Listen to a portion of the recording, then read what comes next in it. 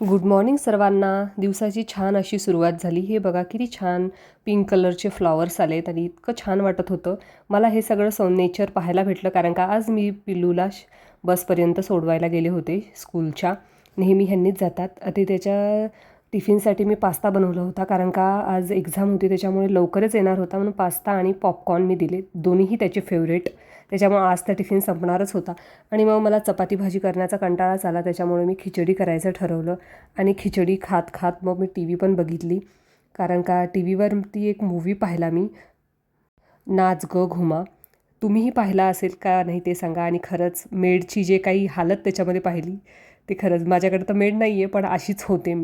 आणि नंतर घर वगैरे आवरलं आणि त्यानंतर परत 1 वाजला आणि खाली पिल्लूला घ्यायला गेले. आणि इथे बघा ह्या किती छान कळ्या आलेल्या आहेत मोगऱ्याच्या, बघून मन एकदम प्रसन्न झालं. आणि हे बघा किती छान असं वाटत होतं सावलीला असं बसूनच राहावं. उन्हात तर 1 मिनिट पण थांबा वाटत नव्हतं, इतकं ऊन होतं. नंतर पिल्लू आल्यानंतर पिल्लूने चॉकलेट काढली आणि मग मी म्हटलं मला पण एक बाईट दे आणि मी पण खाल्ली चॉकलेट. आणि मग नंतर आमचं सुरू झालं.